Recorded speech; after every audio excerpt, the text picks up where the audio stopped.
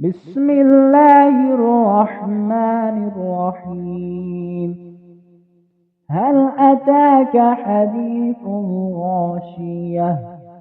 وجوه يومئذ خاشعة عاملة ناصبة تصلى نارا حامية تسقى من عين آنية ليس لهم طعام إلا من ضريع لا يسمن ولا يغني من جوع وجوه يومئذ ناعمة لسعيها راضية في جنة عالية لا تسمع فيها لاغية فيها عين جارية فيها سرر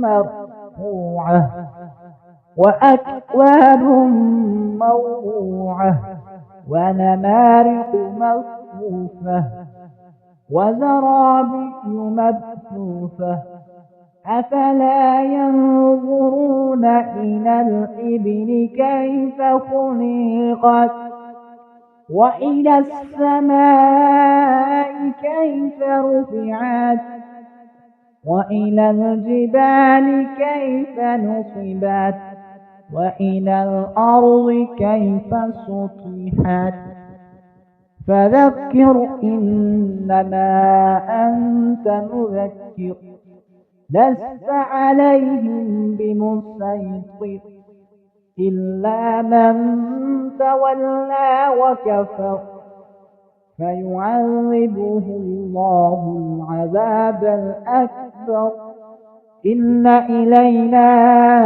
إيابهم ثم إن علينا حسابهم। वीडियो के मुतालिक हमें कमेंट ज़रूर करें। शुक्रिया।